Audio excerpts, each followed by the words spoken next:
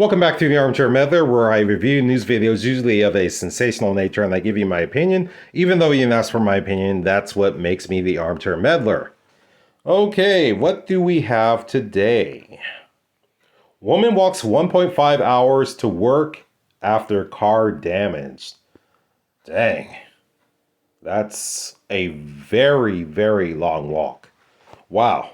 But before we get into this video, please make sure you're subscribed. Also press that like button. And I want to remind you that I have not watched this video.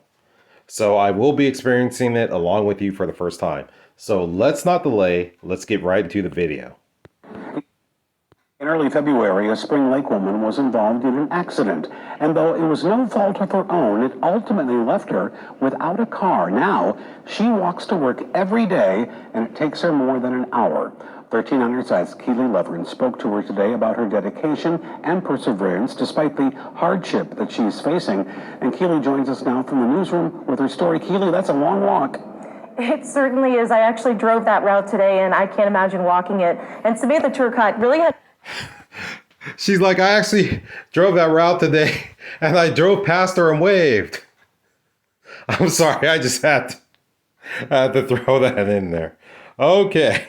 no idea that the drive home from her daughter's color guard competition would turn her life upside down, but despite those circumstances, she's not letting anything stop her from supporting her family.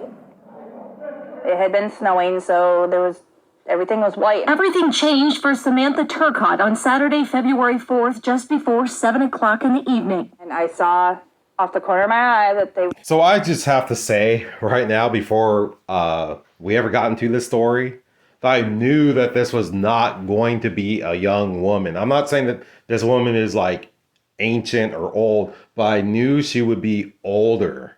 Okay? Because you're not going to get like some millennial out there walking 1.5 hours to work. It's just not going to happen.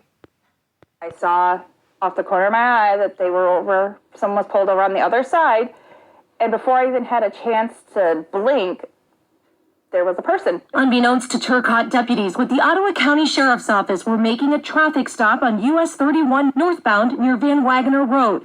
A passenger in the stopped car got out and ran into the path of Turcotte's car. I could hear the gentleman screaming. It was kind of scary. I panicked, of course. The suspect was hospitalized with serious injuries. Turcotte and her 7-year-old son were not injured. My son, of course, he's like, Mom, did you hit a deer? And I'm just like, I'm thinking I really wish I had. Turcotte's Ford Focus had a smashed windshield and a dent from the impact. It was towed to an impound lot, but she couldn't afford the fee to get it released. And she was charged $50 more for every day it was there. Man, okay, this is just horrible to hear. Man, I mean, that's just rough because this lady is just barely making it, barely scraping by, and this sort of thing happens.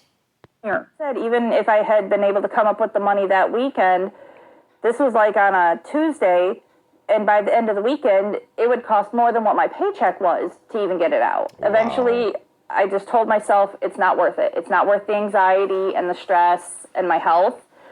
So I signed the car off. Now, with no car, Turcotte walks to work. Roughly about an hour and a half. No matter the weather, she's dedicated to the more than 3-mile journey every day. And for most of the 5 days she works, her shift starts at 5 a.m. I can't not be working. Gosh. And I have my kids to support, but it's a job. It's an obligation I chose. When I applied for that job, I'm saying, hey, no matter what, I will be here. Turcotte says her friends, family, and coworkers have been amazing and supportive, but most of the time it's up to her to get to her job until she can find a new affordable and reliable car. My biggest thing is the safety of my kids. It's not a bad thing. I mean, it's good exercise. But even she admits that sometimes staying positive is challenging, especially with plantar fasciitis in both of her feet. Even with, being my feet. Oh my gosh. Okay. Wow. I can't believe it. She has the plantar fasciitis. That's some sort of ailment in her feet, I believe it is. And for her to still carry on this way, I mean, it is inspiring, letting people know that whatever you're going through in life, that you can overcome it. I do believe that this lady, that she is going to overcome it. I mean, we're still not all the way through this story, but hopefully there is a happy ending to this. Hopefully, maybe somebody is going to donate a car to her. But wow, this story is incredible. Or feel like I'm walking on glass. I keep doing my shift. I Wow. smile and I greet people and I do my job. The Ottawa County Sheriff's Office did confirm to me today that the accident that led to her car being damaged was not her fault. They have determined that. The suspect has been hospitalized. They can't say if he's still in the hospital or not, but he did sustain serious injuries. And in addition to other charges, he is now facing also charges for fleeing from police.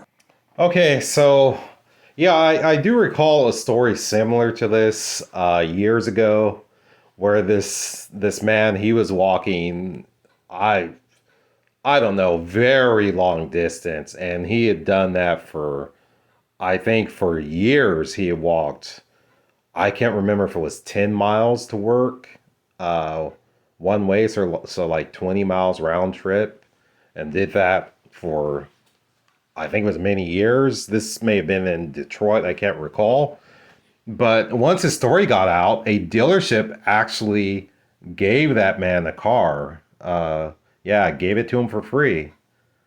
So he didn't have to walk anymore. But hopefully this story gets out. This lady's story gets out. And especially because she has those kids, it gets out. And hopefully, someone will donate a vehicle to her. One of the local dealerships. It's a good advertisement, because in the story of the man who was walking that distance and was donated the car, of course they showed the dealership on the news and them giving the keys to the car, on the news. So yeah, so hopefully someone who works at a dealership will see this and realize, that's a very kind thing to do, and also they can help their business. But that's going to wrap up this episode of The Armchair Meddler. Once again, if you aren't subscribed, please subscribe and make sure you press that like button, and we will see you on the next episode.